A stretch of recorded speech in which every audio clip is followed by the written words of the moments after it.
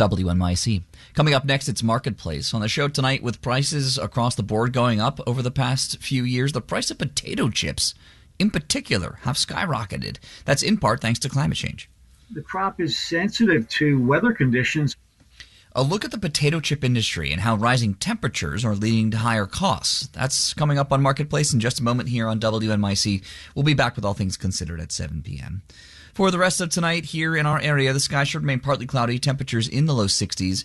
For tomorrow, mostly cloudy earlier, partly cloudy later, with highs around 75. It's 6:30. WNYC supporters include the Public Theater, presenting Good Bones, written by playwright James Imes and directed by Saheem Ali. The New York premiere of Good Bones is now on stage. More at publictheater.org.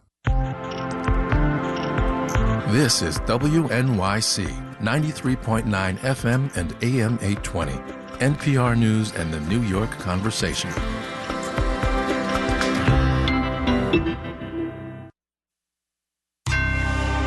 Marketplace is supported by Clear Channel Outdoor, an out-of-home billboard company harnessing innovation and technology to connect advertisers with consumers. Billboardsforbusiness.com. In no particular order today, choo-choo trains, CEOs, and, something about the Federal Reserve.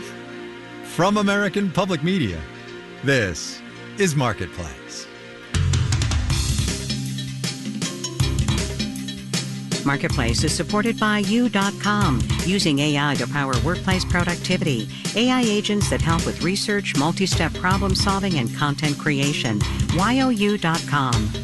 And by Progressive Insurance.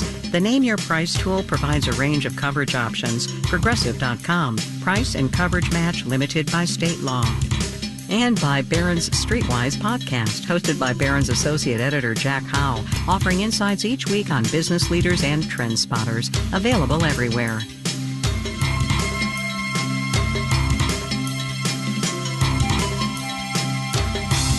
In Los Angeles, I'm Kai Rizdal. It is Friday today. This one is the 20th of September. Good as always to have you along, everybody. One guess, loyal listener, as to where we are going to start on this particular Friday. If you said maybe the Fed's interest rate cut, gold star to you. Heather Long is at the Washington Post. Adib Reddy is at Politico. Hey, you two. Hi, Kai. Heather, let me start with you, and I will preface it by saying two things. Number one, I thought for sure that the Fed was going to go 25 basis points, a quarter of a percentage point. That's number one. Number two is you wrote a couple of weeks ago that the Fed ought to go half a percentage point, 50 basis points, but you said you thought they were going to go 25 as well. So were you surprised? Ooh. Well, as you said, I called for 50 basis points on September 6th, so I'm feeling pretty good about that. Not that anybody's keeping track. But, I did it on the day just after the jobs report. Right. There's been a clear deterioration in the labor market. We're basically at a hiring almost standstill. And I think the Fed really made the right call in acting before it gets worse, take out that insurance policy. And I was really glad to hear the Fed chairman be clear about that he doesn't think the labor market and doesn't want to see the labor market get even worse, and doesn't think that's necessary to help inflation anymore. Right. So a little bit of surprise, but very happy. All right, I'm going to come back to you in a second. Sudeep, your reaction, were you surprised? I was surprised. This is a Fed. The Fed generally does not want to indicate that things are worse than they really are. Jay Powell has gotten out there and said, the economy is strong. We shouldn't actually be worrying about it. And the Fed usually takes larger cuts when the economy is weak. And so just historically, the Fed does not want to signal that there's more trouble than there really is. And you kind of have to wonder, do they know something else when they make a big move like this? I totally agree with that. And so, Heather, back to you. Does this not sort of imply some sense of alarm? And look, let's be clear, just for everybody listening. The economy is very strong. The labor market is softening, yes, but GDP is growing and things are generally robust. But Heather, does this not signal some sense of alarm? Maybe a little bit. I think what it really signals is regret that they probably should have done a 25 basis point cut in July and then a 25 basis point cut now. But I think the reality is Fed Chair Powell didn't have the votes in July, and that's what changed between then and now. and small p politics, not Democrat Republican politics, but Fed chair politics. And it's good. If you're going to do a move like this, you want to have, and they only had one dissent, you want to have a strong backing and a strong signal so that you can tamp down those worries. Very interesting. Sudeep, let's get you on that dissent thing, right? We had the first dissent, Michelle Bowman, the community bank representative on the Board of Governors. First dissent since 2005. Interesting, notable, or just, whatever? It's an interesting point for history. This isn't really a major "I told you so" dissent. The dissent and her statement today outlining it was that the economy is actually strong. We don't need to suggest otherwise. And the Fed is still not at its inflation target. Everyone knows the Fed is not great at forecasting. Almost all of their forecasts have been off. And so it's just the reality that there is one dissent here to say, well, we've fought this battle. Let's make sure we win this battle.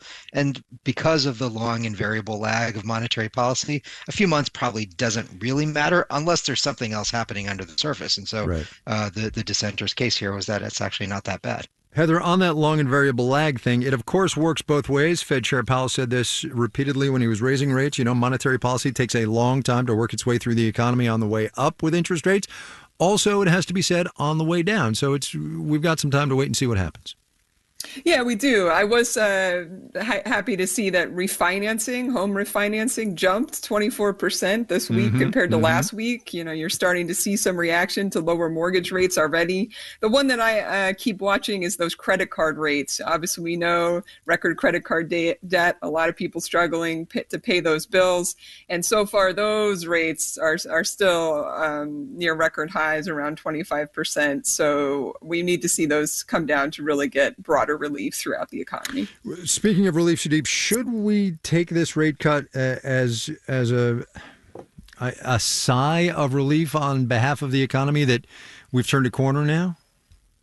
It's obvious that you look at any chart of inflation, the rate of increases in prices has come back to more normal levels. We're right where we were before the pandemic started. This is a totally acceptable rate of inflation to the public. People are not panicking about continued price increases. There's still a feeling of angst and anxiety about whether wages have caught up enough, whether we've really allowed people to make ends meet. There's obvious indication across the lower income spectrum that people are struggling with what's happened in the economy at certain levels. And so there's not a whole lot here that should make people feel tremendously comfortable, other than the fact that the labor market has not fallen apart. And all the predictions over the last 2 years were that things were going to get bad really fast when the Fed raised rates as quickly as they did. And guess what? Everything's actually been okay with the labor market as they've brought things back to normal now. Heather, just quick.